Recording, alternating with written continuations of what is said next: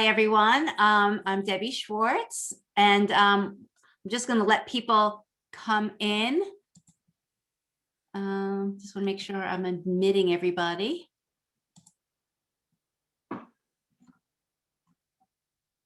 Oh, no sound. No sound. What, does anybody else hear me? I can hear you. Okay. Okay. Can you hear me? Yes. Okay, good. Okay, so I feel badly. Oh, wait, so if you don't have sound, I would check your settings.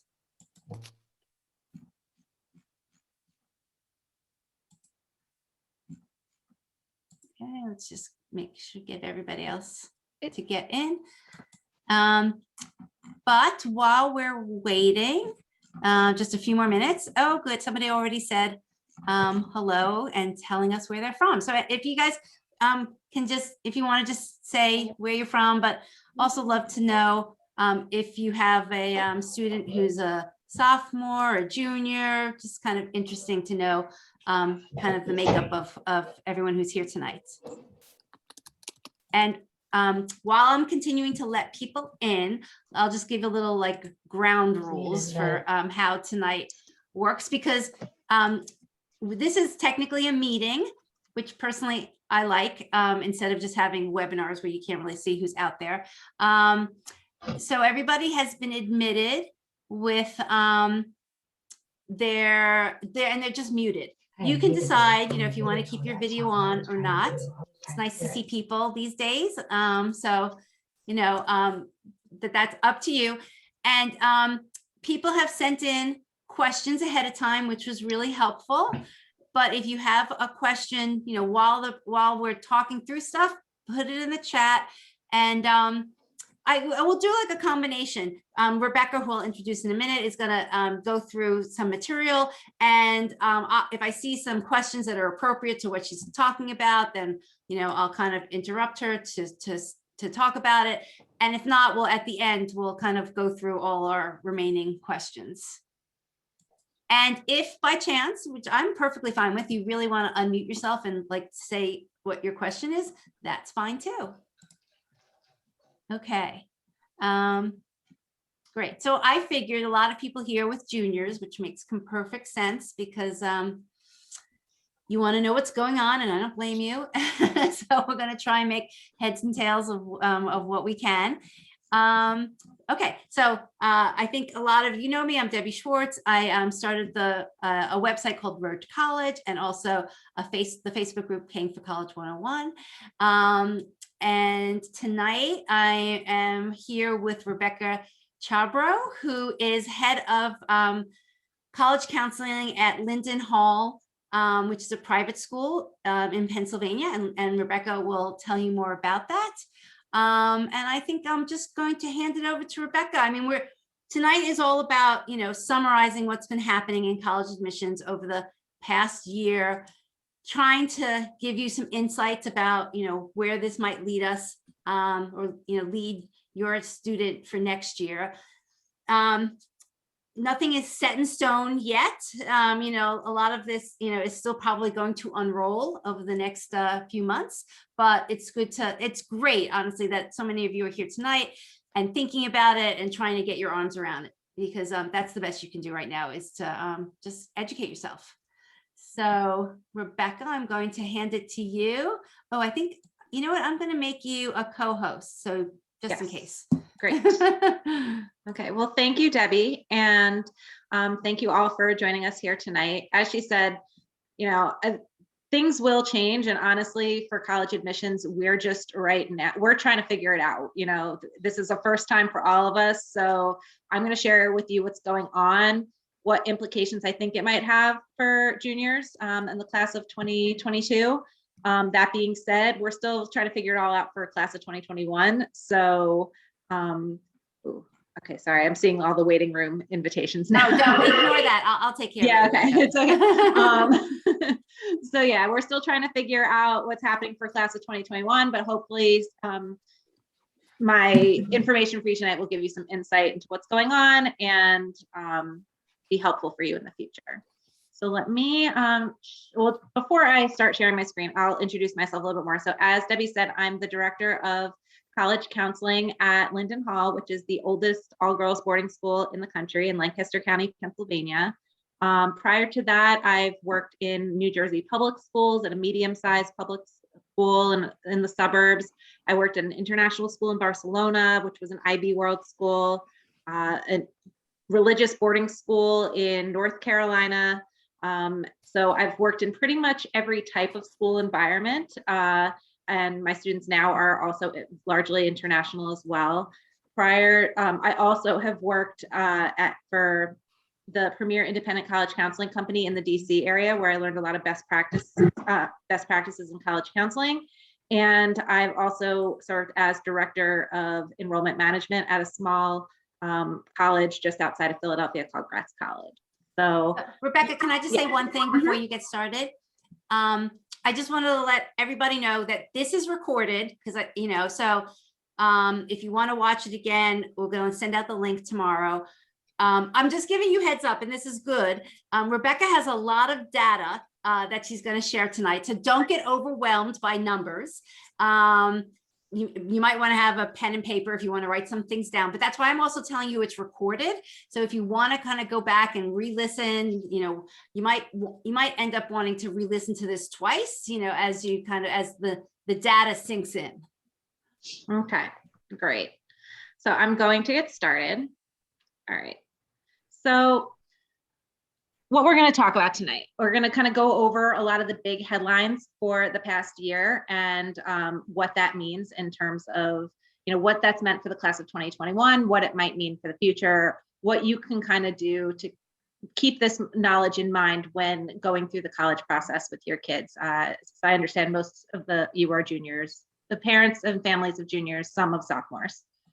So some of the big headlines, there's been a drop in undergraduate enrollment, and that's been for a number of reasons.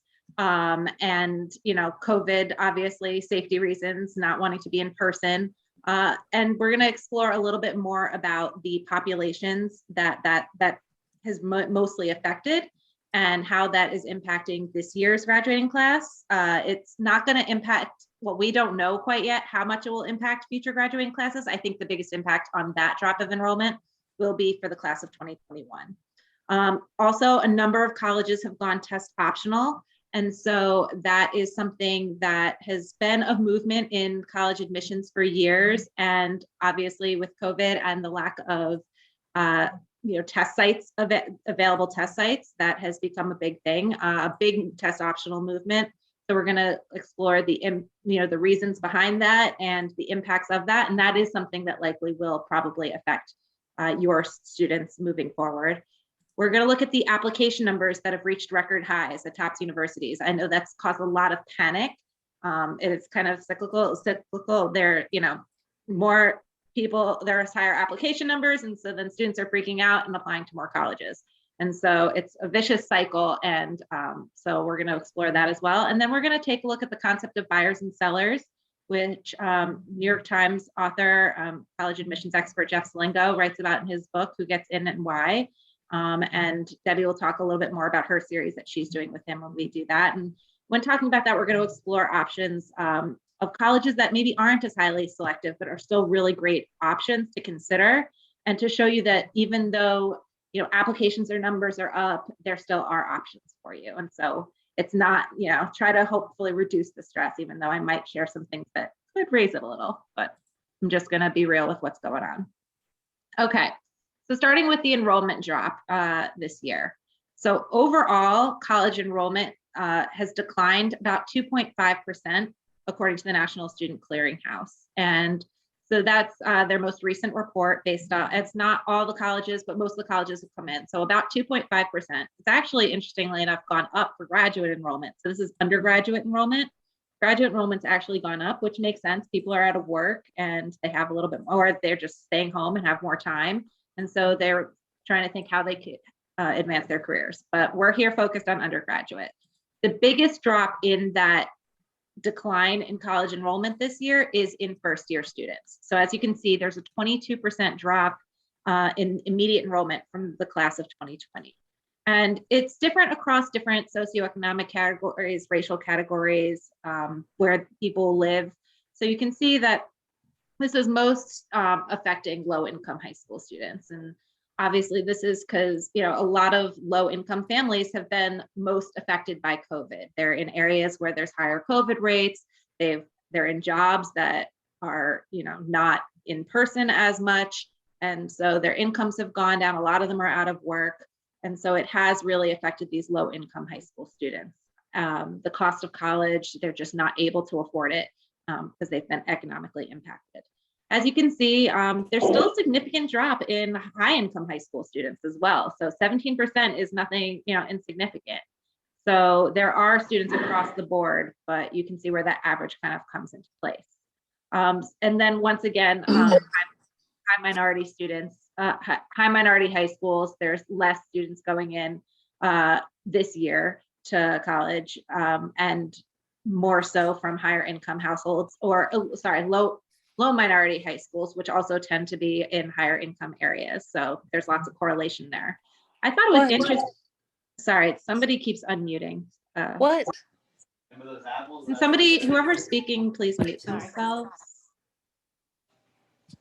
Or Debbie, is it possible to mute everybody until? Yeah, no, I think I got it. Okay, great. That's a little distracting. Okay. So the, I thought it was interesting, the decline in the urban high schools, suburban high schools, and rural high schools. That's really the one I mean, obviously it makes sense. Urban areas tend to be lower income, but I also figured that I was a little surprised that rural areas were lower, had more students going to college. They didn't have as significant of a drop as suburban high schools, because I tend to think of the suburban areas as being wealthier and the rural areas being less wealthy, but it's interesting how it's impacted it. So those are some of the numbers. Rebecca, there's a question. Yeah. Saying there's the 22% drop in immediate enrollment. Mm-hmm. Does that mean that those students have deferred the start of their year?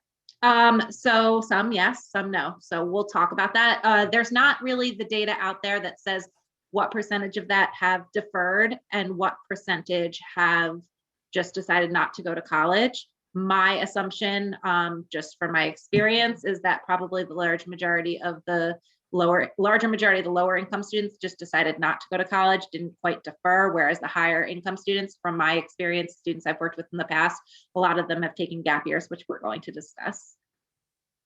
So, you know, like I said, more students are taking gap years. So this is where the college basically says, we're going, you know, if you want to defer for a year, we will hold your spot for next year.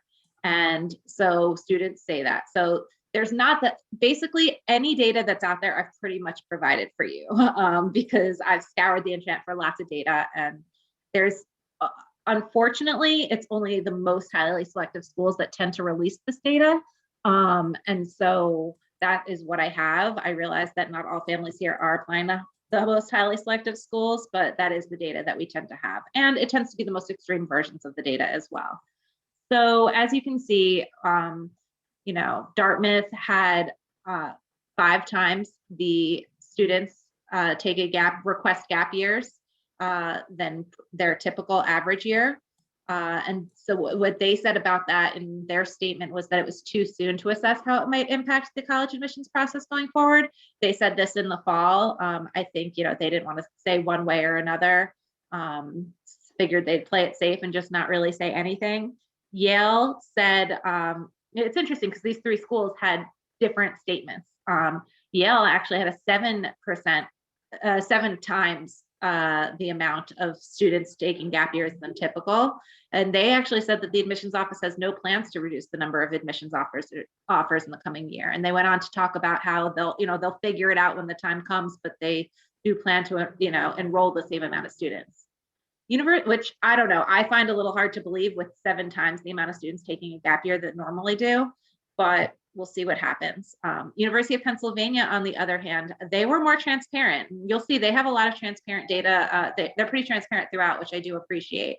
So University of Pennsylvania, they had 4 times the regular amount, so 200 instead of the typical 50. So it's 150 more students And that's what they said. They said in their statement, that's 150 more seats that will be filled during a typical year. So when these students defer, they're deferring another year. And so they have to, so they are essentially taking spots away from the incoming class. So typically, University of Pennsylvania reports that they typically enroll a freshman class of about 2,400 students. So normally 50 of those students are deferred students from the previous year. But this year they have a significant, it's an extra 150 that are not going to be in. So, so they have 150 spots already filled that would not have already been filled otherwise. So I added that number to the amount that they've accepted for early decision so far, which I'll talk about more of the early decision later. That ends up being 1,344. So that is 56% of the class. Really, it's actually another 50 because there's more who's even been coming in that. So really it's a higher percentage, but I did not include that yet. So over 56% of the typical amount of spots have already been filled. So that leaves approximately 1,056 remaining spots. And you divide that by the amount of regular decision applicants they reported having, which is approximately 48,038. I say approximately because they gave a very even number for their actual applicants, and for them to actually be at like 50,000 on the dot is probably unlikely. But anyway, it ends up totaling about a 2% regular decision acceptance rate, which is lower than what they've had in the past. So these numbers, at least for Penn, who's being transparent about it, are going to significantly impact the acceptance rate for the current seniors, the class of 2021. So Rebecca, can I just throw something out? Mm-hmm. I agree with your analysis, but another kind of viewpoint is if you consider universities as businesses, right? Yeah. They also lost revenue from the kids who took the gap year. And they potentially could say, I need to make up that revenue, because they didn't lose revenue for 1 year. They lost revenue, for 4 years. And they might consider increasing the number of students they take in for this year because they have the capacity. They still have the 150, beds that they didn't fill the year before. So anyhow, it's just another, and we won't know that until the numbers finally come through. Yes, but where I'd argue, and this is where they aren't as transparent with all of the data that they release, but I'm sure these top schools, the most highly competitive schools, filled those seats. I'm sure there were enough students on the wait list that they were able to fill those seats, and that they are not hurting, or they did not. Good point. Like in the end, I'm sure that and I'm going to actually, when we go into the enrollment numbers, you'll see that it was not those colleges that were affected. So, yes, anyway. So the next big headline, the year of test optional. So obviously, all the test centers were canceled. They're still, I've had students who signed up for tests, and the only way they've been able to take them is through SAT school day tests at my school that we offer for our students. And so other than that, they haven't been able to access tests, and especially international students are really struggling. So, because of that, the New York Times had reported that more than 500 colleges and universities have attested top test optional practices this year.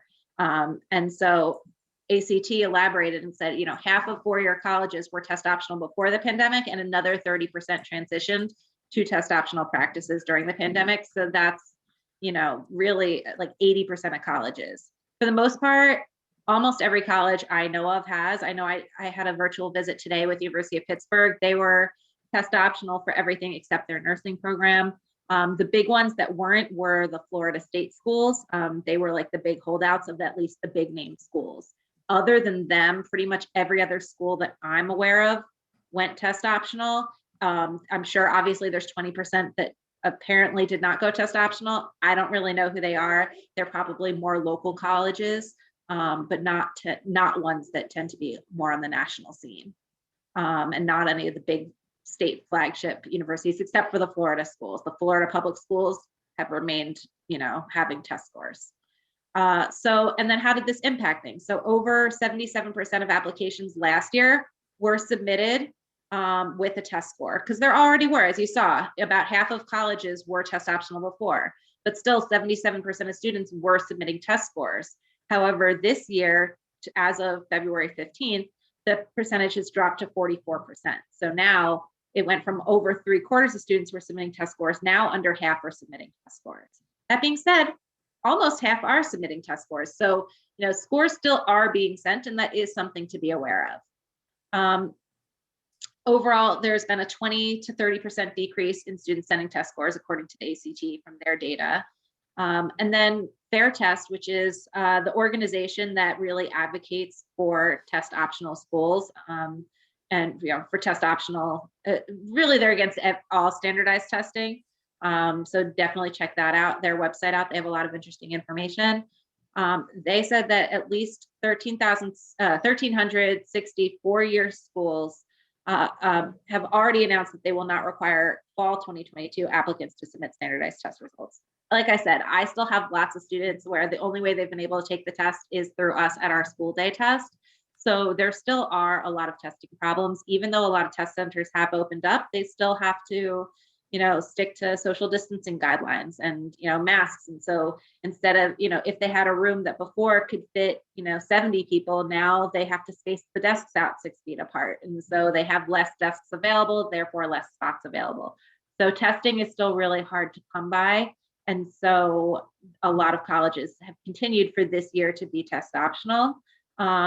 What's going to come of it after that, we don't quite know for sure. I know that from talking to my colleagues on the other side of the desk in college admissions, as an industry, we are an industry that really is pro test optional. I think we understand, it's an industry that's very focused on equity and access. And we realize that there's a lot of problems with this SAT and the ACT and standardized tests in general. That being said, it's not always the admissions offices that get to make those decisions. It's a lot of times, the board of trustees or, the presidents and administration at the school that are in charge of that, not so much admissions. Trust me, if it were up to admissions officers, from how many I talked to, they're all like thrilled with test optional. They love it because they understand how it can be not necessarily representative of a student's abilities. So, yeah. Before you go on, could you maybe talk a tiny bit, and could be a whole different presentation, but so just like, touch the surface. Somebody's asking for schools that are test optional, what other criteria are they looking at? Okay, so for schools that are test optional, so colleges, almost every college you talk to is going to say, we look at college applications holistically. And so that means they're looking at a number of different factors. And for the most part, if you look at how they weigh those factors, which like Debbie said, is a whole other presentation. We've actually, on my past workshops, we touch on that a lot. So it is something that we repeatedly do talk about. But they actually are pretty transparent with how much they view, how important they view each criteria. So different criteria could be rigor of curriculum. So that's, are the students taking honors, AP classes, IB classes? Are they taking the 5 core subjects for 3 or 4 years? They want to see those things. So they'll look at rigor of curriculum. They'll look at GPA, which essentially isn't so much that GPA number that you think of on a 4.0 scale, but more so what are the classes the students taking and what's the grade they get in them. They're looking at your letters of recommendation from a counselor and 2 teachers. They're looking at the college essay. They're looking at the application itself and the activities section. They're looking for the student's character. They also can include, the other factors like an interview, or if you have alumni relations, or if you are from a certain economic, or not economic background, but more like racial or ethnic background. If you have a religion, if it's a religious school, lots of different factors that they're considering, obviously in varying levels of importance. And what you'll find is that for schools that do require in normal years SATs or ACTs, the test scores, for the most part, that is maybe 5th or 6th on average on the list of level of things that are important. So rigor of curriculum and grades are always the most important.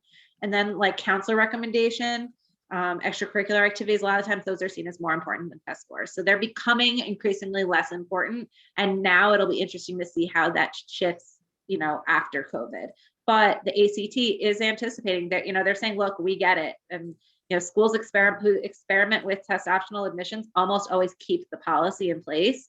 And so they're anticipating that a lot of colleges will continue to be test optional. And that's part of the reason why you may have heard another headline that the SAT got rid of their subject tests. We're in a test optional movement, and to add additional tests on just really wasn't working for them anymore. It wasn't a good business model, and it's not really beneficial for the students either. So those have been removed. So why test optional? So as I talked about, there's limited availability. So most test centers were closed during crucial testing times, and the centers who are not closed right now do have reduced capacity due to social distancing guidelines. But as I was talking about before, also equity and access are huge. I mean, diversity, inclusion, equity, access, big buzzwords at all my conferences for college admissions. Almost every session is on this topic. And so it's something that's really big because it is a problem in our country. And it's something, obviously, especially in the past year, has been really talked about a lot, which is great. So standardized tests really are not good, for, in general, low income students, first generation students, underrepresented populations. They already have had lower test scores. And then on top of it, they're disproportionately affected by COVID. And so, going test optional kind of helps that make it a little bit more attainable for those students. Okay, so yeah, and the reason why they have the lower scores is they tend to be from less funded public schools, so they don't have as strong of education programs.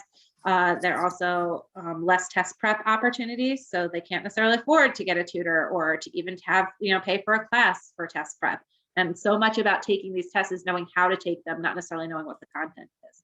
And then finally, they also tend to have fewer parents who understand the system and understand that, you should be taking the SAT or ACT more than one time to improve your score, and understanding other things about that. So this kind of tries, it's never going to level the playing field, but it tries to a little bit more by these colleges going test optional. And then a lot of the things I hear from more of the middle class families is, test anxiety. A lot of students have tremendous test anxiety, especially if they have test anxiety on a test in school that's just, a one little portion of their grade. Of course, they're going to have test anxiety on this test that's going to basically, in their eyes, mean whether they get into college or not, which is not the case, but a lot of high school students feel that way. And why should one test on a Saturday morning impact, for 4 hours, impact how what you're going to get, what college you're going to get into, necessarily more than 4 years or 3 years really of hard work before you submit your applications. So lots of reasons to go test optional, which is why about 50% of four-year colleges already were test optional before COVID. That is something that I can probably say is one of the things that we have a more clear view on in terms of what's going to happen for class of 2022 and beyond. Is while it won't be as many as there currently are that are test optional, there will definitely be a lot more than there were before. But sorry, Rebecca. Yeah. Before you move away, and we can just touch on this and maybe come back to it, but the whole question of, is a test score still needed for merit money, or kind of what's the impact of sending in a test score and getting merit scholarships more or less than if you didn't send it in? So what we're going to talk about in the next screen will be kind of how it affects the admissibility. And there's still question about that. But in terms of merit scholarships, those are determined once you get in. So if you can get into the school, if a college is committed to being test optional, which, as we'll talk about on the next screen, are they truly test optional? That's a good question. But in terms of financial aid, once they're in, the harder part is getting in. Once it comes to financial aid, they have predetermined matrices, typically based off of grades and test scores, but there's other factors. And so a college saying that they're going test optional is committing to also being test optional for their financial aid and their scholarships. And so they will have other criteria. So if they're saying that they're test optional, the biggest problem or challenge with that is getting in. Once you're in, you will still qualify for financial aid, and you wouldn't be necessarily penalized for not having a test score. Okay. hold on, my screen's not going to the next page. There we go. All right, so once again, not many colleges have released their data. I wrote on my college admissions counselor Facebook group, like, please send me data. And everyone's like, no, we're not releasing that stuff. They're not very transparent. But these two schools are. Penn, like I said, has been very transparent about a lot of things, which is why you'll see a lot of data from Penn. But Georgetown actually is pretty much notorious for being, of the highly selective schools, the most stickler for standardized tests. They used to not require, but strongly recommend 3 SAT subject tests. And now, even now that SAT subject tests have been taken away, they're saying, well, we still want something kind of in lieu of those SAT subject tests. So they're still looking for a little bit more. So it makes sense that they would also be transparent about how they're viewing standardized tests. And so what you can see is, so the data, all the data we have right now is from early decision, because regular decision applications or numbers have not been released yet, because they're still being made, even at schools that are rolling admissions, which means that they will review applications throughout the year and send you back a decision within a few, typically 6 to 8 weeks.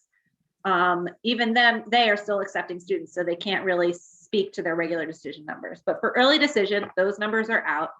And we're going to explore those early decision numbers in a little bit. But when talking about what it means for test optional, very few colleges have actually been transparent about that. University of Pennsylvania, though, they said, and I'm sorry that it's showing up as white. I thought I made that a different color. So I don't know why it changed to white, but hopefully you can all see it. Early decision acceptance rate at University of Pennsylvania was 15%, which, remember, that number 2% earlier is a huge difference. So a significant advantage by applying early decision. They actually had a 23% increase in their early decision applicants, in large part because there are students who now are like, oh, wow, no test scores. I don't need a 1500 plus or 1550 plus SAT score, or a 31, 32 plus ACT score to get into University of Pennsylvania. I can apply now, because they saw that as like the gate. That was the gatekeeper, those standardized test scores. So 23% more students applied to University of Pennsylvania this year. And you'll see those numbers are fairly consistent across other highly selective colleges. However, of the students that they did accept, so of that 15% acceptance rate, 38% of ED applicants applied test optional, and 24%, oh wait, sorry. Did I write that? Oh yeah. So 38% of ED applicants applied test optional, and 24% of ED admits applied test optional. So as you can see, the numbers don't match up. Ideally, if it was truly test optional, you might think that those numbers would be the same. That being said, there's 2 possibilities. And let's just look at the Georgetown numbers first, and then I'll talk about the implications.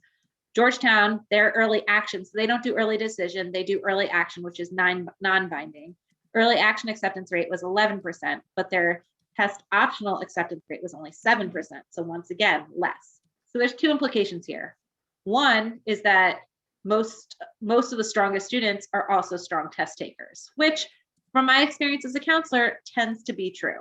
That's not to say that there are not really strong top, students in AP and honors and IB classes who get A's in those classes that are bad test takers. There are the occasional one, but for the most part, the people who are in those classes and would be admissible based off of their grades and test scores and all of their outstanding extracurricular and leadership activities, those students also tend to be good test takers. The majority of them are. There are a few exceptions.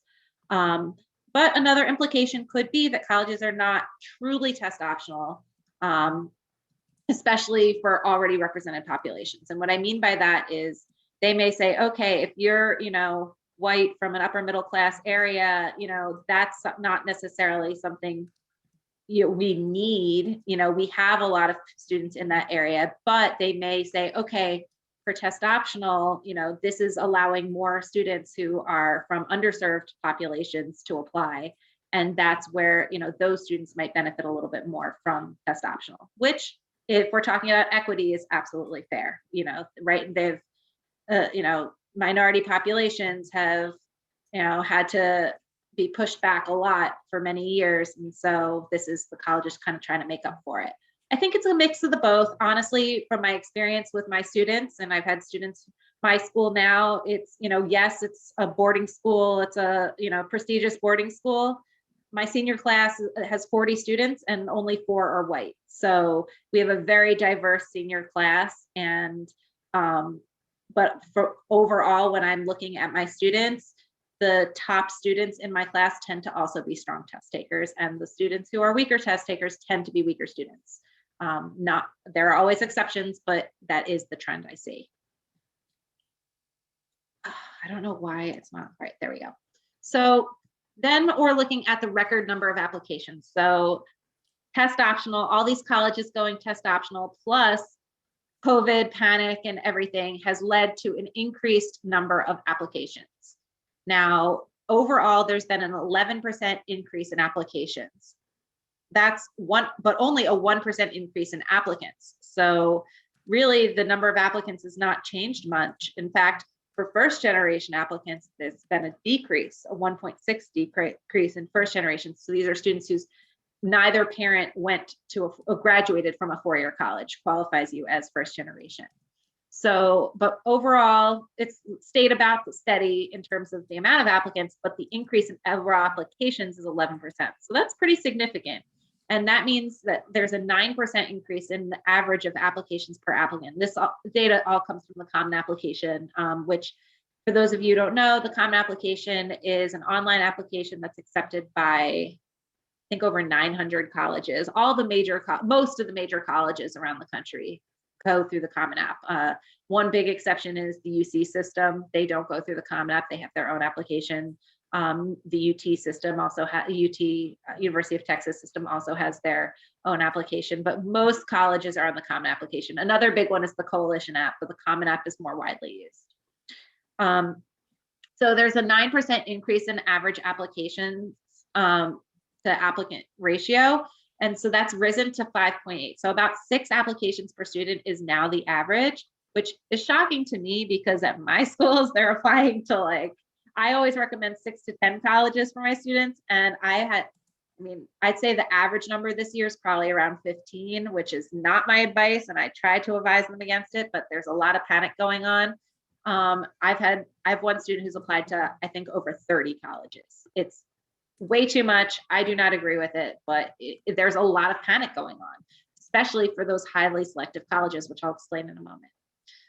There's also a 13% increase in international students, which is interesting. There's the biggest international population coming in. Oh, and another reason I didn't discuss before for the drop in enrollment, in large part, is because international students couldn't come this year. And so that's something that has hugely impacted it. We rely a lot on international students, especially because they're full pay students for the most part. But there are some that get financial aid, but the majority of international students that do come over tend to be full pay students. So that has really impacted the colleges. So when you're hearing about budget cuts at colleges, even successful colleges, colleges that you think will be fine, it's probably in large part because of that.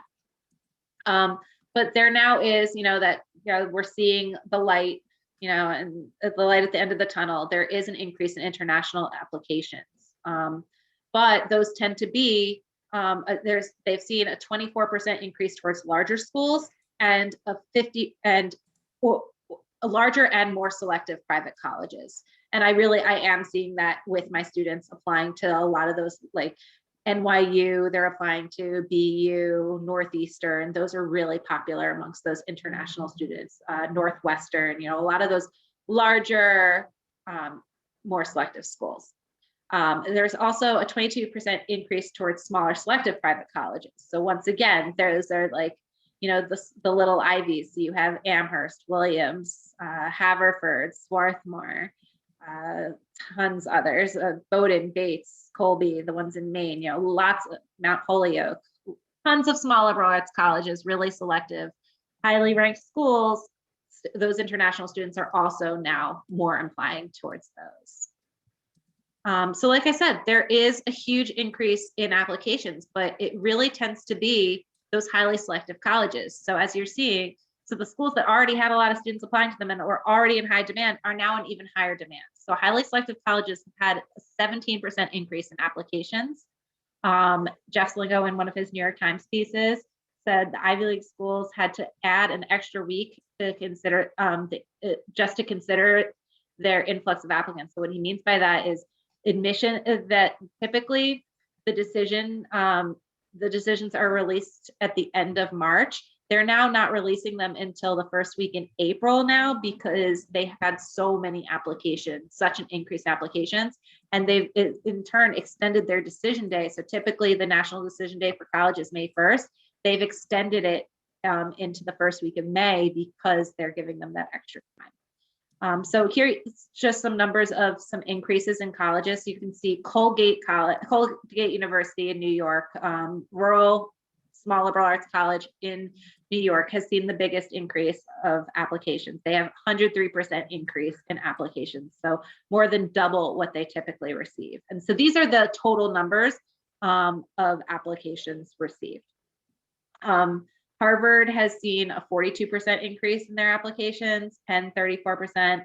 You'd see that Berkeley and UCLA each had a 28% increase, while the whole University of California system had a 16% increase overall, as did Haverford College, small liberal arts college outside Philadelphia. University of Virginia, one of the more prestigious public schools, had a 15% increase, and Swarthmore, another small liberal arts college outside Philadelphia, had a 12% increase. So you can see that, you know, these highly selective colleges are just having an influx of application, and that's in part because there's just, you know, people are hearing lots of people are applying, and there's so much uncertainty as to if they'll get in, and in part because of the test optional and more people think that they're admissible. But as we saw before, just because they think they're admissible doesn't necessarily mean that they are admissible. We're going to go into that a little bit more. So size matters with this increase in applications, right? So there's been a 16% increase in applications for the largest universities. So the flagship public schools, so the flagship meaning like the main schools in their states, tend to be doing better for the most part. So you'll see Penn State has had an increase in applications, 11% increase. Temple, which is another public school in Philadelphia, has a more urban environment, has had a 12% increase for their early action applications, and they're projecting about a 3 to 4 increase overall. So those large state schools that have the, you know, the main schools. So in Pennsylvania, the main schools in their system are Penn State, Temple, and University of Pittsburgh. Those schools are doing just fine. They're doing much better. But there's actually been a decrease, a 4% decrease in application for the smallest colleges, which are under 1,000 students. And most of the colleges in this country are small colleges. They might not be the ones we hear about, but most of the colleges are small colleges. And I've talked to a number of people at colleges where their applications have decreased. Colleges that are excellent schools, but they just have decreased. And while there's been an increase in colleges, you know, overall, like in college applications overall, the increase is higher in the Southwestern area where the colleges tend to be bigger. And the lowest decrease tends to be in the Mid-Atlantic region, which is where the colleges just tend to be smaller, because Mid-Atlantic is really like one of the most highly densely populated areas. So it's going to be a lot more colleges, but smaller, whereas the Southwestern colleges, there's fewer of them, but they're much bigger. So following those same trends. But as I said, the smaller, so not only are the smaller schools struggling, but the smaller name schools are struggling. So they found that, you know, so Inside Higher Ed and the Common App have, you know, determined that the large schools that are less selective, so over 10,000 students, but over 50% acceptance rate, those private schools have had a decrease at 10% applications, 10% decrease in applications. Meanwhile, the small colleges, the small colleges that are less selective have had privates have had a 4% increase. But the smallest schools overall, so those schools that are under 1,000 have had a 4% decrease. Some interesting things to note: the State University System of New York, so the public system in New York, has actually had a 14% decrease. But if you look, their large flagship has had a small increase of 2%. Now they have a lot more options. So the State University of New York is a really extensive system, and why those numbers are likely so low. I was talking about this with Debbie the other day. She was confused by that number, but other than Binghamton, Albany, Buffalo, and Stony Brook, all the rest of the colleges in their system are small. Those are those smaller schools that, don't have as big names. They aren't getting as many applications. The Cal State University system. So for the most part, the only school I've really seen, it's not here, but there's two California Polytechnic Polytechnic State Universities. There's one in San Luis Obispo and one in Pomona. The San Luis Obispo is the main one. They have had an increase in applications, but overall system-wide, there's been a decrease of 5% application system-wide, whereas the more prestigious university system there, the University of California, has had that increase. The Cal State schools have decreased, and the Cal Poly Pomona has a decrease of 40%. So you're seeing those schools that tend to attract some of those lower income students are definitely being affected by COVID. Portland State, another one, low 12% less, and then Loyola University of Maryland has reported a 10% decrease in applications this year, and they are a small liberal arts college in the suburban area of Baltimore. So once again, that small college in the Mid-Atlantic region. So how did these increase in application numbers play out in the early decision rounds? And so, like I said, this isn't stuff that necessarily is going to impact you if you have students applying, if your students are the class of 2022 or 2023. That being said, it's still good information to know, and there could be some things moving forward that you can get out of it. So here you can see a number of early decision results that came in. Overall, all of these schools had an increase in early decision applications. So you can see the higher up University of Virginia had the largest increase of 36% more early decision applications. Remember, early decision is binding. So they're saying if a student gets accepted, then they are committed to attending that school. And a benefit of that for these colleges who, may be worrying about uncertainty of applications, and all the students applying to, many more schools this year, is that they are guaranteeing that student will come to them. So that's called yield, the percentage of students that a school accepts that decide to enroll. So early decision does help yield for a school. It is often seen as a strategy in applying for colleges. So University of Virginia had a 36% increase, and you can see moving on down a little bit less, but still Boston University had a 12% increase in their early decision applications.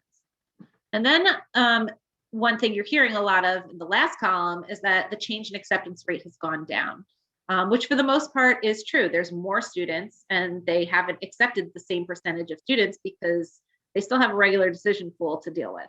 But what's interesting to note is that the change in early decision admits, I think that's what's most interesting to note, because you can see for the most part, even though admissions rates went down, for most of the schools, they still accepted more students early decision. So what that indicates to me is that test optional did result in some students becoming more admissible, which shows the higher numbers. There certainly were students who perhaps would have not applied before, but did apply and were able to get in because of test optional. But for the most part, it wasn't enough to actually maintain the acceptance rate. For the most part, the students who applied test optional were not going to be admissible without, even with taking test scores out of the equation. They just weren't strong enough applicants, because for these schools are so highly competitive that they're hard to get in. They're really much harder to get into than people think. The exception, University of Pennsylvania. So you could see they actually accepted fewer students this year, and this might be because of what they said earlier with, they're very aware that could impact the amount of spots they have available for regular decision. Imagine if they had accepted the same. We already saw how few spots they had available. Imagine if they had accepted even more students through early decision, if they had accepted what they typically accept, the 75 students more, then there'd be even fewer spots for the regular decision pool. So, they didn't. Looking at the other schools, Davidson's a really small college. It's the smallest college on this list, I believe. And so considering they only have a limited number of spots, that could be why their they decided to take in less through early decision. And just because they didn't accept them doesn't mean that they denied them. They could have deferred them to the regular decision pool, so they could still be in the running. This is just a change in the amount of students that were accepted. Yeah, I was going to say that, Rebecca, because there was a higher than normal, it seemed, deferral rate. Yes, and there was. Yeah. Sorry, I had to take a sip of tea. I've had a bunch of meetings today. So, all right, I'm a lot now. Duke, I don't really have an explanation for over the others as to why they're the other school that has that took less. But it's interesting data to look at. Now, so that was early decision where it was binding. Now, as you can see here, early action, which I see, I cut it off a little bit, but early action is different. So early action is non-binding. So with that, you're going to see the data a little bit more scattered and the early round not counting as much. So you can see here, you know, all of these schools, highly selective, had an increase in application numbers. Obviously, the most selective, MIT, Harvard, Yale, those had the most. But then we look at the change in admit numbers, and it really varies. So one thing that's interesting to note is that the schools that have restrictive early action, so Harvard and Yale on this list, they don't, you can apply, it's early action, so you're not bound to go there, but it's, they are restricting you from applying to any other private school through an early action program. So you can apply to public schools, but not necessarily private. And so they're saying, yeah, so with them, they actually did accept more students than before, but still their acceptance rates went down. And then when we look at the, I'm just looking at what other schools there are on this list, University of Notre Dame, their acceptance rate for early action went up a little bit. I'm not quite sure why. Providence, it went up a little bit as well. It could just be that they would anticipate, some schools like to give out decisions, especially since those schools, Providence is not on the same ranking scale as the other schools. So it's considered a regional university. So sometimes those regional universities aren't seen as quite as prestigious. They may be saying, okay, if we accept somebody now, they'll be excited, they'll be relieved, and they're more likely to yield.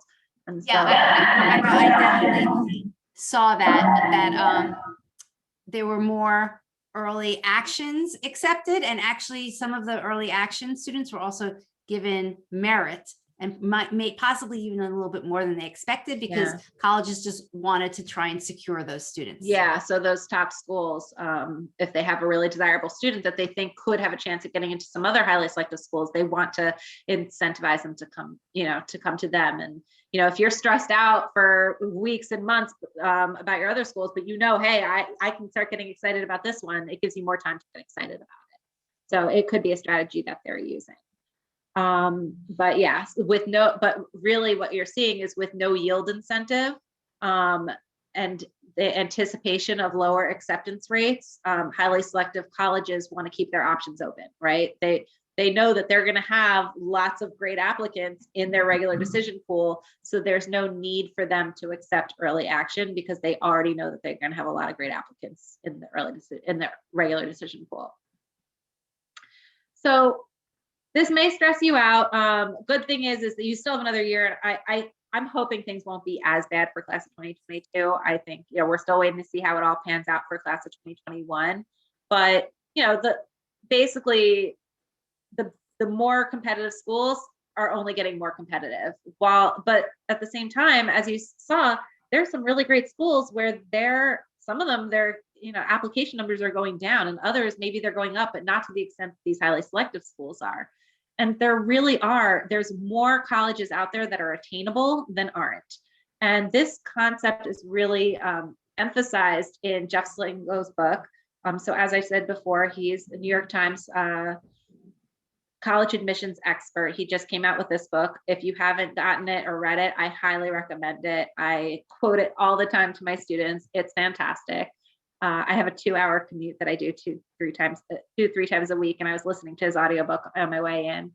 And he talks about buyers and sellers. So all these colleges that we've been talking about today, with the increase in applications, the decrease in acceptance rates, all of these colleges we're talking about, they're sellers. that means, they're the haves, right? They're the haves in admissions. They have so many applications, and they have more applications from admissible students than they have spaces available. Lots more. You can be a 4.0 student, so perfect grades, AP and honors classes, 1,500 plus SAT scores, and still not get into these schools because they have enough students who can be successful at their school that they don't need to accept everybody. They want to get a well-rounded class. And they don't need to buy students with tuition discounts. They have more students that want to go to them. And if you look at their yield rates, they tend to be extremely high. So any financial aid they do give is need-based, and it's for, to get those truly exceptional students that they want. They don't want cost to be a factor.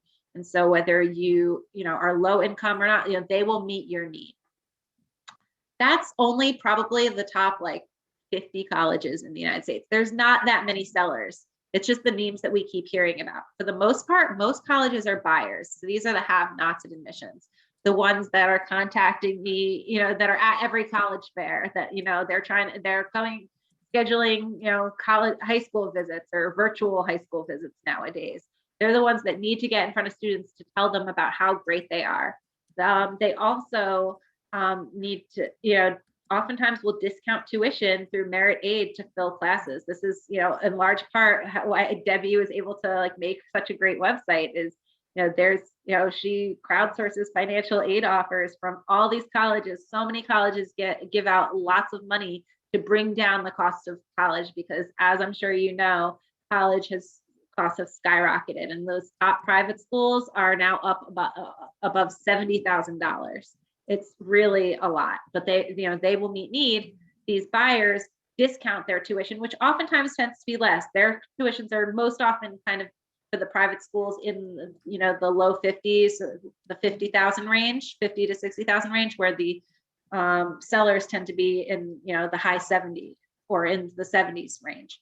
So they will give discounts. There are lots of these colleges, and they're definitely ones that you should consider because oftentimes they end up being more affordable than the public option. I've had lots of students apply to public colleges and then private colleges and go to the private colleges because in the end, the private colleges give more money and that brings the total cost lower between the merit scholarship and the financial aid.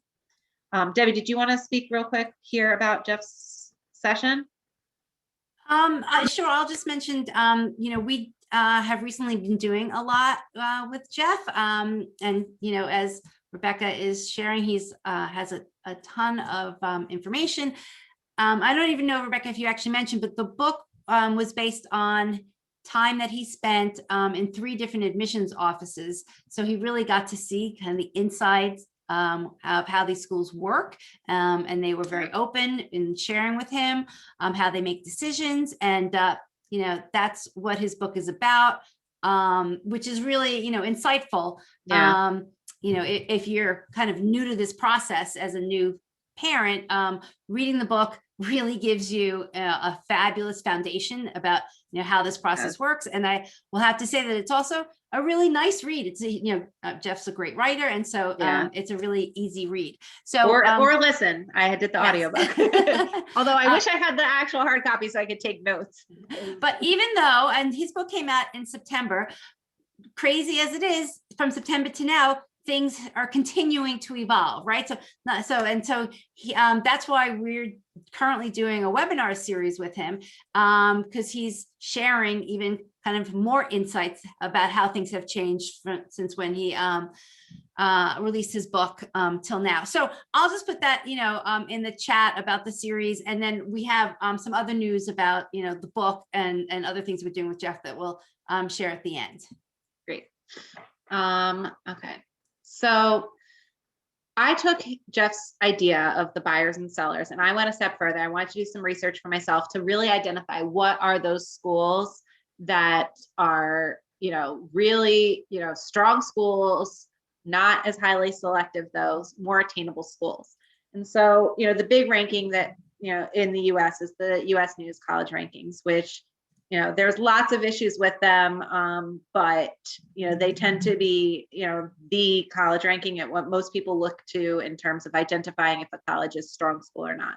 They've just in case you didn't know, they're broken up into different categories. So a school like Amherst College, that's a small liberal arts college, that is not going to be ranked in the same ranking as UCLA or, NYU, those national universities. So there's different rankings based off of different criteria, which I have here. I'm not going to go into in too much detail, but what I did in coming up with my own personal ranking for more attainable colleges was I looked at schools in these rankings that had over a 45% acceptance rate. And you'll see what I kind of created out of this. But first I was looking at these schools in these rankings that had over a 45% acceptance rate. And then, and like I said, just US News rankings, a lot of the reason why a lot of people, there's criticism against them is they don't focus too much on the student experience.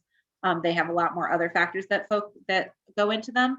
And I want to focus on that student experience. But US News also publishes a number of other rankings, which I'm calling experience rankings. And so as you can see, they have rankings on undergraduate teaching. So where the faculty and administrators are committed to teaching undergraduates, because a lot of schools, a lot of the faculty, especially at those top tier universities, those research schools, are focused on doing their own research. And that's what they go into being professors for, is to do research, and then teaching is kind of less of a priority. So which schools really focus on that teaching? Innovative schools. So where are there improvements made in the different terms of curriculum, faculty, students, lots of different areas. What schools are most innovative? Social mobility. So where do a large percentage of Pell Grant students, so that's where the adjusted gross income of the family is 50,000 or less. Where do those students enroll and graduate? First year experiences. So these are, a lot of colleges will have first year seminars or other programs built into the curriculum that students can build that community and continue their conversation outside of the classroom. Co-ops and internships. I mean, it's something when I went to college, no one was thinking about co-ops and internships. And then I graduated in 2008 when the economy tanked and everyone wished that we had co-ops and internships, because there were no jobs without experience, but we couldn't get experience then without jobs. So those have really been a thing since I went to college. And now almost every student, high school student I know, is like focusing on where can I get a good internship. And so, they have lists for what schools have good co-ops or internships. And for those of you who don't know, cooperative education is when a college will have internships built into their curriculum. And so like Northeastern's a really great example, where the typical student takes 5 years to graduate there because they do 2 semesters of full-time internships. And so they go back and forth, in their second and third years between doing a semester on campus and then a semester internship. And so they graduate with 2 or 3 semesters, including a summer, of full-time work experience. Learning communities. So once again, like those first year experiences, like taking subjects where people in similar majors will, or the same major will all have like different classes that they take together, and some will even live together, and they can keep that discussion going outside the class. Senior capstone project. So culminating experience, whether it's a project, a thesis, some sort of presentation. Then there's service learning. So how, Tulane University is really big with this, with incorporating volunteering into their instructional strategy and taking classes that have volunteering as a component of it. Study abroad. Almost every student I have wants to study abroad. And so what colleges have great programs for that? Undergraduate research. That's another thing. On top of internships, students want to have research, but a lot of research opportunities at top tier schools go to the graduate students and doctoral students. So where can students actually get undergraduate research? And then writing in the discipline. Sure, all you parents know writing is such an important skill to have, and what colleges really focus and make a priority of implementing writing into their classes. I can tell you at my large public school that I went to, writing was not emphasized. Most of my classes did not require that I write. I just took a multiple choice test. So what colleges infuse writing into their discipline? So I took these rankings and I looked at the top for the national universities, if it was broken down. So for undergraduate teaching, innovative schools, and social mobility, those were broken down into those different categories. If they were a top 50 school in that category, then I included it in my research. If they were a liberal arts college, I took the top 25 schools in that category. And then I also looked at the Princeton Review. So going back, the student US News rankings, these are built based off of, they reach out to education professionals, so professors, administrators, people who've been in education for a long time, have worked in a number of universities, have colleagues at other universities, and communicate with them regularly on these were like opinion surveys that they used to create these rankings. And then the Princeton Review rankings kind of talk about similar things, so career services, classroom experience, science lab facilities, accessible professors, you can read the rest. Those were based off of student rankings and student opinions. And so, these are all, definitely opinion-based rankings, but from people who really know what things are like at these schools. And so, but they're reputation rankings. And so I basically took those rankings, crunched a whole lot of, basically made a spreadsheet and said, all right, this is the school's US News rank overall, the name of the school, the category that they're in. And then I had the percentage of students that they accept. And then I went through each of those categories and I condensed them so I could see them all in one place, but I have their ranking here. And then I color coded them. And if they were in the top 10, I gave them blue and 3 points. And if they were in the top 25, I gave them green and they were worth 2 points each. And then yellow was the top 50 and worth 1 point. And I ended up with an index because I wanted to see which schools had the most of these categories, which indicated to me that they had a really strong student experience. Because I wanted to look for those less selective colleges, maybe less highly ranked colleges, but still had really strong student experiences. I'm going to go through a few of these and show kind of how they compare to some of their more highly selective counterparts, and could show you that they could be a good option if you're interested in some of those more highly selective schools, to show you that you don't have to stress out about college, selective college admissions so much, because there are a lot of really great options. So for Elon University, as you can see, they had the most, 37 points in my methodology. So they're a medium-sized school. I want to say they're probably around like 7,000 or so. I should have put the number of students and everything there. And they're located in North Carolina, and just about half-hour west of the Research Triangle. I actually used to live right near there, so I've been a number of times. And I'll tell you, I lived in Greensboro, which is about 20 minutes away, and 20 minutes, half hour away, and almost all of my friends went there. From Greensboro, and they loved it. I have not heard one bad thing about a student experience there. They absolutely loved it there. And you can see they do really well in both the Princeton Review and the US News rankings. So you can see they're #1 in learning communities for the US News, #1 in study abroad for both US News and Princeton Review, #1 best run college for Princeton Review, #2 college for university. These are the national universities for undergraduate teaching, #2 in first year experience, #2 in capstone. And so you can see all these high rankings, all in the top 20 for almost every category. If you look at their overlap schools, so these are the colleges that, according to the FISC College Guide, were their colleges that they have the most overlap with. All of them are higher rated or higher ranked. So on the US News overall ranking, they're ranked number 88 in national universities. And if you look at all of their overlap schools, they're ranked 20. University of Virginia is ranked 26. University of North Carolina, Chapel Hill is ranked 28. You move down, even down to Bucknell, it's ranked 34 in liberal arts colleges and has a 34% acceptance rate. So all of these overlap schools with Elon have higher rankings and lower acceptance rates. And so it shows you that, it's, in that same category, it really is very comparable in quality to these schools. And as you can see in those categories that I mentioned, it's ranked higher than all of these colleges. The only place it's not is in the Princeton Review ranking for overall satisfaction. 3 of the colleges were ranked higher. But in every other category, Elon outranks all these other top tier schools. And Elon has a 78% acceptance rate. Now, what I will say is I did call Elon yesterday because I was curious.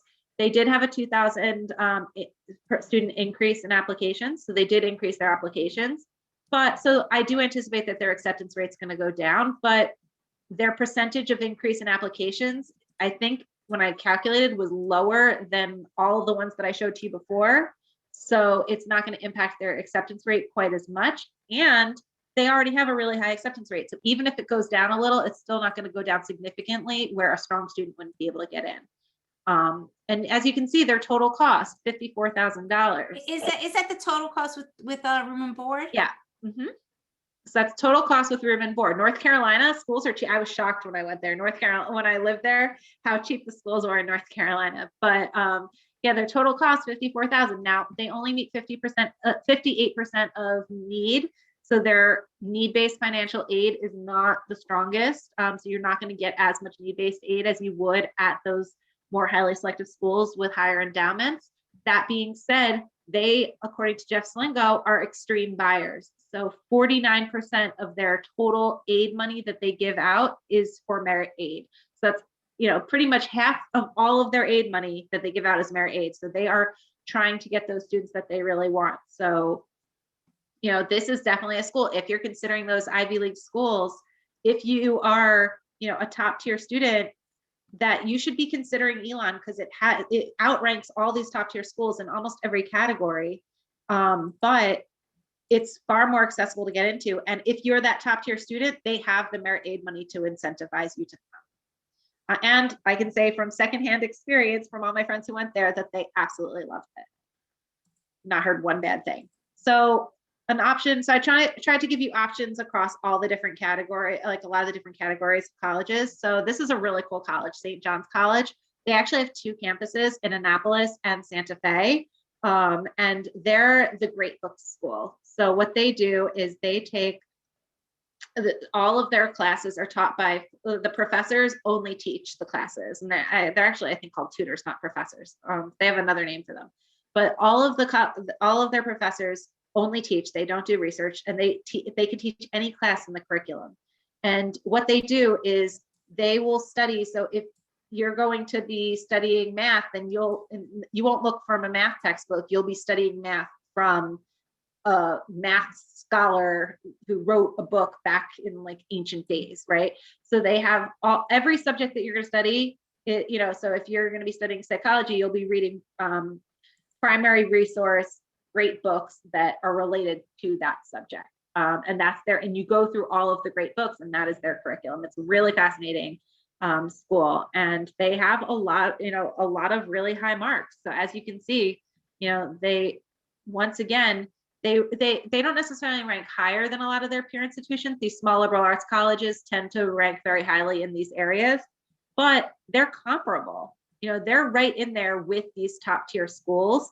And so it's showing that a school with a 63 ranking as compared to 4 through Reed College is not 63. I don't mess that one up. I think it's whatever it is, they're different rankings. Sorry about that. But if you look at the acceptance rate, 60% acceptance rate compared to Reed has a 39% acceptance rate, but down to Pomona with 7%. And really it's comparable. Actually, the next school that has the most, that does better in the rankings that's comparable is Reed, which has the highest acceptance rate out of the peer institutions. And I picked these peer institutions in terms of they were on a list of the top schools that are feeders for PhD in humanities programs. So as you can see, once again, St. John's, they are in the $51,000 for the total cost, 60% acceptance rate, a mild buyer. So they only spend 16% on merit aid. They are much more affordable than the other schools, and they meet 76% needs. So while they don't give as much merit aid, they do tend to meet more of financial need. So then looking more at a small college for that's more STEM focused, we looked at the College of Worcester. So they have a lot of strong, biology and the physical sciences tend to be really strong there. So then I looked at other schools that are top feeders to PhD schools, to PhD STEM programs. And so I came up with, Swarthmore, Bowdoin, Carleton, Bucknell, Lafayette, Trinity, and Reed tend to have a lot of students going to PhD programs. So maybe it is 63 Reed, but that might still be a mistake. I'll have to check on that. So you can see it's similarly ranked, but the acceptance rate is higher. So they have a 55% acceptance rate, and actually their early decision acceptance rate was 100% in the year that they have most recently reported, as compared to 9% to 39% in these peer institutions. But as you can see, in the categories where it's highly ranked, it was still either, for the most part, higher ranked than all these institutions, definitely on more lists than these peer institutions. And for the ones that it wasn't higher ranked, it was still comparable. So with them, They tend to be more expensive. They are $69,000. They are more up there with those other colleges, but they meet 94% of need, and they're extreme buyers. So not only are they giving a lot of need-based aid, but they're also giving 31% of their total aid that they give out is merit scholarships. So they are giving a lot of merit scholarships to try to attract those students away from those other schools. And And so the other thing about College of Worcester is I think there's only 2 schools that I know of, and they are one of them that are doing what they call a merit pre-read. So you can actually contact them, and I mean, it's probably a little too early right now, but Yeah. when your student gets all of their stuff together over the summer, and contact College of Worcester and say, can you look everything over and give me an idea of how much merit my student will be offered before you actually even put in the application. That's great. Oh, go back. So if we're looking at large universities, so I remember I went to visit Arizona State. They were probably one of the last colleges I visited before the pandemic. And they were talking about how they're the #1 most innovative school, and we're ranked more innovative than MIT. They love saying, and it's great. It's a truly great institution. You can get that large school experience, that big school, big, large, school spirit, football games, it's in an urban environment. It's in Phoenix, 5th largest city in the country. So a lot going for it. They have a lot of different campuses. So, they have their big main campus, but then they have other campuses throughout the Phoenix area. And so, if you want that kind of smaller environment, you can have it. They have an amazing honors college. Their acceptance, so they're ranked 103 on the US News rankings, whereas like UCLA is 20, Michigan's 24, Florida's 30, Texas is 42, Florida State's 57, and Maryland's 58. All of them have below that 45% acceptance rate. Arizona State University might say, oh, it's not even in the top 100. It has an 86% acceptance rate, but it has so much to offer. And in all of the categories where it ranked in the top 20, you can see that none of the colleges that are more highly selective in those categories ranked higher than them. And so it's showing that, they really do have a lot to offer, and really almost any student, any student who has, decent grades or above can probably get in. And their out-of-state costs are, $47,000. So that's cheaper than all of those private schools to begin with. And then they meet 71% of need, and they are a buyer. So they, 40% of their 40% of their total financial aid budget does go to merit aid. And so that's most public schools do not give out that much. So for them to be giving out that much is great. So definitely a college if you're looking for that larger school experience, or even the smaller school. Like I said, they have a fantastic honors college, one of the best in the country. And and especially for that honors college that makes it a much smaller school experience, and they will be giving even more financial aid for, merit scholarship for that.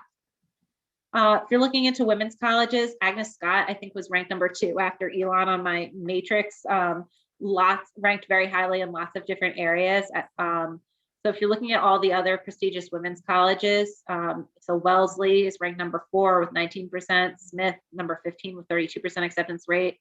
Going up to Spelman, which is ranked #54 with a 43% acceptance rate. All of those women's colleges, for the most part, the big name women's colleges, are all under 45% acceptance rates. So still very highly selective, and all very small schools. Like all of them are small liberal arts colleges. Agnes Scott, on the other hand, which is in Atlanta, or it might be, if it's not officially in Atlanta, it's definitely in the suburb. Pretty much in Atlanta. So major city, ranked #61. They have a 65% acceptance rate. And they, once again, definitely more affordable than probably those peer institutions, 58,000 total. And they are a buyer. But they also meet 86% of need. So that's the most that we've seen so far of these colleges that are buyers. They meet 86% of need, and 27% of their total aid budget goes to merit aid. So they are trying to get students away from those schools. And as you can see on those rankings with peer institutions, other than Wellesley, they rank higher than all of them. And you'll see in this list and with the others, with the rankings, Sometimes there'll be colleges that ranked above, but for the most part, not all of those peer institutions are even on the top 50 rankings in those categories. And so some of these colleges aren't on those rankings, which is why they don't show up. Whereas these colleges that I'm showing you are on all the rankings that I'm showing you and high on those rankings. So Agnes Scott, another really great school to consider if you're interested in a women's college. Then finally, the last one I'm going to go into is a tech university alternative. So when looking at schools like Caltech, MIT, Harvey Mudd, so either like the technological universities or the small engineering colleges like Harvey Mudd, Olin College of Engineering, Webb Institute, you have Georgia Tech, the big ones, Cal Poly, like I said earlier, Stevens Institute of Technology is in Hoboken, New Jersey, right across from New York City. Then you've got Rensselaer and Worcester Polytechnic Institutes. So those tend to be higher ranked and more selective. Rose-Hulman isn't ranked because it's considered an engineering college and it's not considered in any of the other categories, but they have a 74% acceptance rate. And they're not cheap. They're over 70,000, but they are a buyer. They meet 58% of need, 28% of their total budget goes to merit aids. They're really trying to take those students away. One thing I found interesting was they, so they rank really high. They tend to rank really highly on the Princeton review list. And so I include them. They didn't really rank because they're not ranked on the US News list, but they were ranked significantly on the Princeton review list. And so definitely worth checking out if you're interested in those schools, because you can see that it's pretty comparable and more highly ranked than most of those schools and comparable to the other ones that are in green. So in total, what have we talked about? We've covered a lot here. So 22% fewer incoming freshmen in the class in this freshman class this year indicates potentially lower acceptance rates for this year's senior class. What that means for next year's senior class, the class of 2022, we really don't know yet. I don't think it will be as drastic. I think it's really that aspect is going to mostly hit, I think, this year's senior class. There might be some trickle effect, but I don't think that, I don't hear as many students talking about gap years this year as I did last year. Test optional has made colleges more accessible for underrepresented populations, but increased a false sense of admissibility to most people in general. So for the most part, if you were not going to be admissible before test optional, you probably won't be admissible now. So make sure that if you're applying to highly selective colleges that you have non-selective, or not as selective colleges on your list as well. Remember, most of the colleges out there are not highly selective. Most of them are buyers, not sellers. Not all colleges may be test optional as they say they are. So there may be schools that, say they're test optional, but in reality are still kind of looking at that, looking at those test scores. It's kind of hard to go test optional when you haven't been planning for it and you're just kind of thrown into it. Applications have increased to highly selective colleges or large flagship universities due to COVID uncertainties and test optional practices. But for those smaller colleges and those lesser named colleges, they've actually gone down. So something to keep in mind.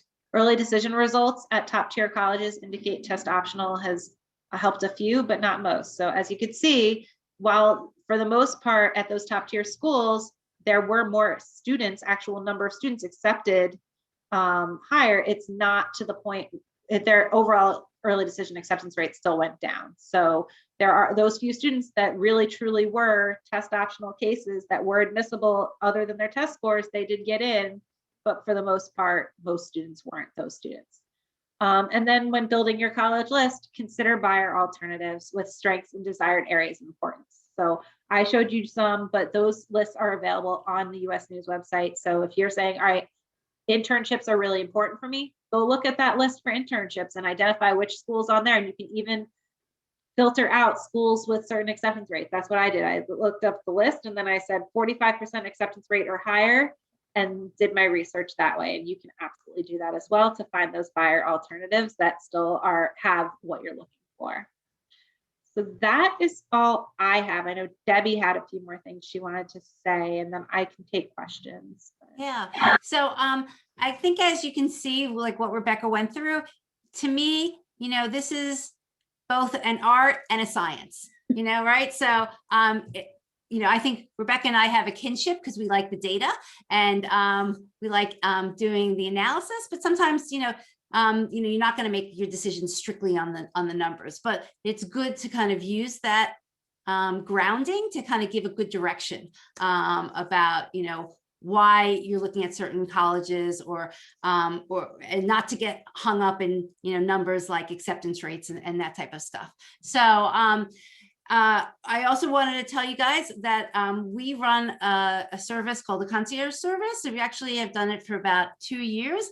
And what Rebecca went through tonight is stuff she does monthly with all the possible topics that relate to college admissions. So it's just a little bit like more, you get more detail, you get answers to your questions. And so we actually only open it up twice a year. It's not a really big program. It's on the smaller side. And so we open it up now and at the end of the summer.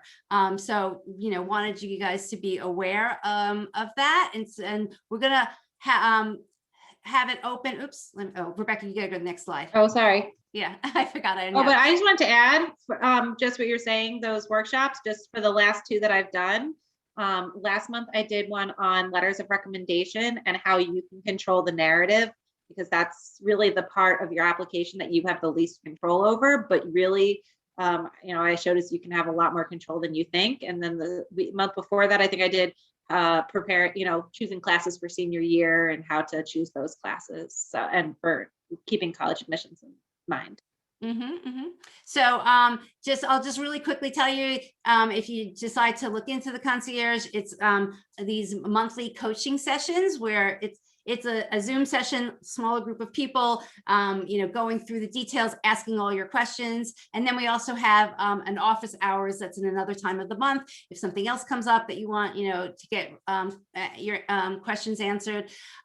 We give free access to a tool, which Rebecca kind of referred to a little bit, called College Insights, which has all the data that she was referencing about merit aid. It has the crowdsourced information.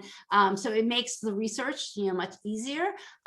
You can also send in emails if you have questions. So we're trying to kind of help and get your questions answered as much as possible, because that's what happens. You kind of move through this process and you stumble upon something else and you didn't realize you had this question and you just need a place to get answers. So that's, a quick idea of what the program's about. Rebecca, one last slide. Oh, sorry. Yep. And so we are having this great special that if you're interested in joining the concierge, we're giving away Jeff's book for free. He's actually also going to do a special session for everybody who joins the concierge. So that will be really interesting and intimate. And you also get invited to the other webinar series that we're doing with him. So, good deal if you're kind of like nervous about managing this process on your own. This is kind of a definite in between of, getting great insights, getting your questions answered, and, at a pretty reasonable price. So I'm going to switch and just look through some of the questions that were sent in to see if you haven't really covered any of them. That was the last slide, right? I can Yes. stop share. Okay. Um, Let me look at the Okay. chat. I closed it because I Oops, wait, I lost the chat for a second. Okay. What are a la carte services? Oh, sorry. Okay. Yes. So a la carte services are if you want more help in a specific area. So I'll give you an example. There'll be a session about essays, so we'll talk about, best practices, kind of how your student approaches the essay. But if you want somebody to actually review the essay, that would be like an a la carte service. The Or same help thing. with brainstorming or. Correct. So if you want a little bit more one-on-one help, brainstorming, actually reviewing the session, the essay, that would be a la carte. honestly, you can look on the Rhodes College website. I'll give you the link. It's all really reasonable. And then another type of a la carte is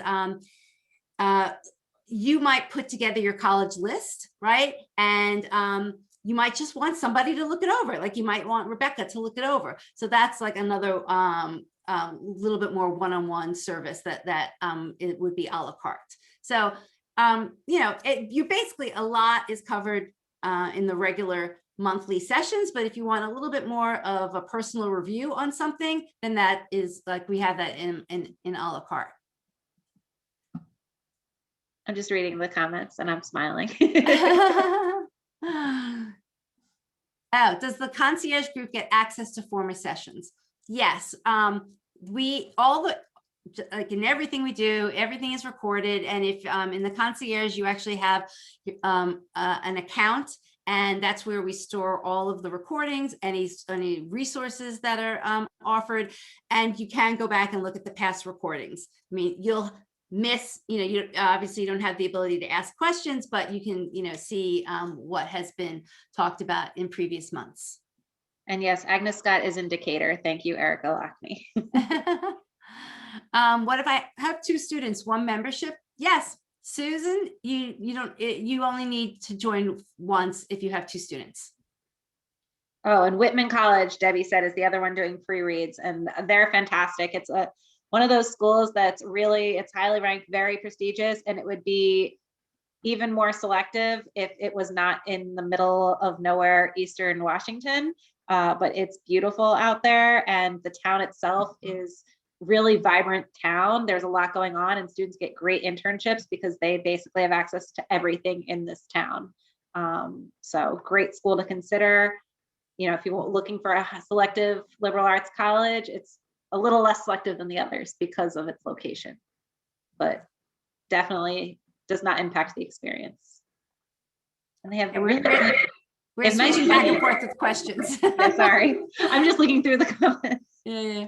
So somebody's asking, can you only use the a la carte services? You can, if you just, you know, want to do as much of this on your own and only sign up for an a la carte service. That's definitely a prerogative. It's definitely something you can do.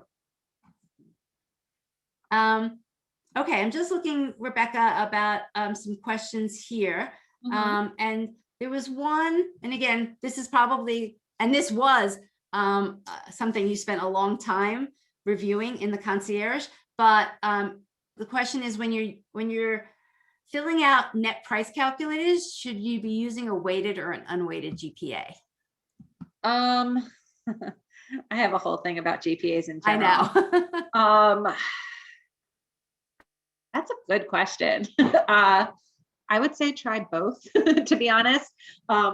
It's tough because colleges, for the most part, are going to recalculate your GPA anyway. So I would say do unweighted. I always like to be conservative, so I would say do unweighted, but it's worth checking out what the weighted would be also, so you can see the difference. But keeping in mind that every high school has a different weighting system and grading scale, and so what a lot of colleges will recalculate using their own formula. And what you typically see reported is typically the unweighted GPA, although when you see a not a selective college report a GPA of over 4.0 and a very selective college reporting like a 3.8 average GPA, then you know that one is weighted and one's not weighted. But the other thing I would take away from this question is that's a great question to call the college and ask. You know, like because it's probably going to change by the college too. Right. So don't be afraid to call the college and ask if it's not clear. I would actually, at some point, like when you're narrowing down the list for your student, and some scholarships, because they're right now they're not using test scores, are only going by GPA. I would call the college and find out exactly how they are calculating the GPA. And the reason why I tell you this is I had a parent contact me a few weeks ago that they, based on their calculation of the GPA, they thought their daughter was going to get a certain scholarship level. And it turned out that she was right on the cusp, and the school had a different way of calculating the GPA, and she got the lower scholarship amount than what they thought. So so those are important pieces of details that you need to know. And sometimes the only way to know it is to ask directly, the college. Yeah, I'd say for the most part, it can matter a little bit more in those scholarship bands, but for the most part, I'd focus less on the actual GPA number and more on just getting those good grades in those challenging classes. Colleges care more about that than the GPA, because like I said, they recalculate. But school asked how colleges recalculate. It depends. A lot of things with college admissions is it depends. But I'd say probably the most common is unweighted 4.0 scale. So, and not even having a 4.3, because some schools don't give pluses or minuses. So there's a question about how early can a student apply? Applications open August of your, going into senior year. So that's when the common application opens. And I believe the coalition app, like that's when most of the major applications open, although I know the UC application isn't open until later. And when I say UC, University of California. So August, for rolling admissions, if the earlier you apply, I was just on, a call with Pitt today, and they start reviewing, they open their application August 1st and they start reviewing applications after Labor Day. And so I've had students with acceptances from Pitt by the end, University of Pittsburgh by the end of September. But yeah, so I'd say then, although I did just have one 11th grader decide to apply to college because she had 2 years of English, and she's not only gotten in, but gotten some good scholarships. So any thoughts, Rebecca? And again, this, we could probably go into a lot of detail, but we don't have the time. If you don't feel that the letters of recommendation that your student is going to get are going to be that strong, because, this has not been a great year where students can really get to know, yeah, and teachers can't really get to know students as well as they normally could. I would say join the concierge service, check out our workshop that I did. Yeah, we had a whole workshop on that. We did a whole workshop on it. It's a lot to cover. I'd say that would be my best recommendation, because honestly, it's just too much to cover right now. Yeah. I spoke for over an hour on it last month. The other thing I'm just going to address, which there were a lot of questions related to it, and it's, the general topic of our college is going to give less, more, or the same amount of merit aid as they did in previous years. And Rebecca and I talked about this before, we got on tonight. And at this point, it depends. Right, it depends. And I think we are kind of only giving hypothesis, because in theory, the admission season isn't over. We don't we don't have all of the offers. We can't, we can't see what the final numbers are going to be. I will just tell you, quite honestly, I've kind of seen it a little bit all over the place, meaning I definitely seeing state schools give less money. It makes sense. Their budgets are being cut. They just don't have the same resources. And they don't have the same flexibility as a private school who is going to purposely maybe choose to pull money from a different place in the college. So state schools, we're seeing less. And then in terms of private schools, again, I'm kind of seeing it all over the place. I've seen early action offers being a little higher than normal. And again, I think that was to try and get those students to say yes earlier. I'm now also seeing some merit offers that are on the lower side compared to last year. But my hypothesis is that there's some schools that might be playing the odds of saying they're gonna put out a lower offer to begin with, knowing that more parents are coming along and appealing offers. So I think the schools that are offering on the lower end now, it'd be interesting to see what happens by the time decision day comes. And they might, as the day gets closer, offer more money as they kind of see how their yield numbers are coming in. So, I don't know, Rebecca, if you want to put in your 2 cents, there's no definitive answer yet. Yeah, there's no, I've had students who, I had 2 students just this week tell me they got full tuition scholarships. So, I'm seeing it, but then, I'm seeing less as well. So it's kind of tough to say. I'll tell you we'll have to see. one story, again, of a parent who shared, and I honestly can't remember the names of the schools, but her daughter was going to, was about to commit to, one particular school, and she was then telling the other schools that she was declining them, and one school came back and said, we'll give you a full ride scholarship. Yeah. So, you know, it's kind of like all over the place this year. So the full tuition scholarships, one was, so these are scholarships that they had to apply, they had to submit an additional application for. So it wasn't ones they were automatically considered for, but one is a BSMD program. So Bachelor's of Science, and she's accepted into medical school. So highly selective program, but the school, Elizabethtown College, she got through there.